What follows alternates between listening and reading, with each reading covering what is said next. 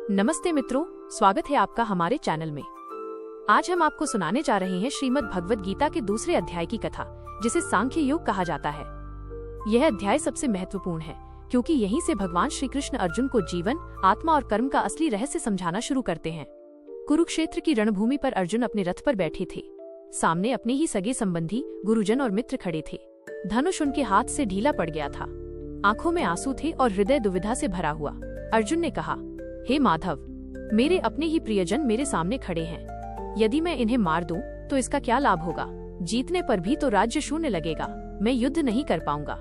इतना कहकर अर्जुन ने अपने शस्त्र नीचे रख दिए और भगवान कृष्ण से कहा, हे कृष्ण, अब मैं आपका शिष्य हूँ।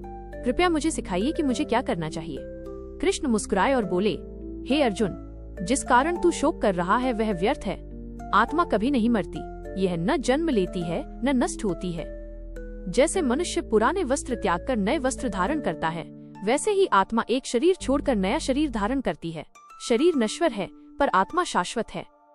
कृष्ण ने आगे कहा, हे पार्थ, तू योद्धा है और तेरे लिए धर्म से बढ़कर कुछ नहीं। धर्म युद्ध से मुख मोड़ना तुझे कलंक देगा। लोग तुझे कायर कहेंगे। एक क्षत्रिय के लिए सबसे बड़ा सौभाग्य है धर्म युद्ध में वीर गति प्राप्त करना। अर्जुन अब भी मौन था। उसके मन में युद्ध की आशंका बनी हुई थी। तब श्री कृष्ण ने और गहराई से समझाया, सुख और दुख, लाभ और हानि, जीवन और मृत्यु, ये सब क्षणिक हैं।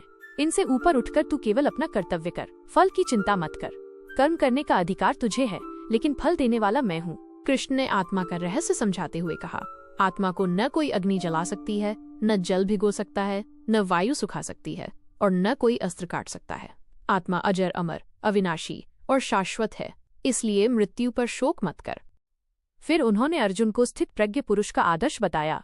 जो पुरुष इच्छाओं से मुक्त हो, सुख दुख में समान रहे, क्रोध, लोभ और मोह से परे हो, वही सच्चा ज्ञानी है। उसकी बुद्धि स्थिर होती है और वही वास्तविक योगी कहलाता है। इस प्रकार भगवान श्री कृष्ण ने अर्जुन को आत्मा, धर्म और कर्म का गूढ़ ज्ञान दिया। यही ज्ञान आज भी हमें सिखाता है कि हमें हर परिस्थिति में अपने कर्तव्य का पालन करना चाहिए। मृत्यु से डरना नहीं चाहिए, क्योंकि आत्मा अमर है। और सबसे बड़ी बात, हमें फल की चिंता किए बिना कर्म करते रहना चाहिए। मित्रों, ये था गीता का दूसरा अध्याय, सांख्य योग। इसमें भगवान श्री कृष्ण ने हमें जीवन का सबसे बड़ा सत्य बताया। आशा है आपको ये कथा पसंद आई होगी। अगली कड़ी में हम तीसरे अध्याय कर्मयोग की चर्चा करेंगे। जय श्री कृष्ण।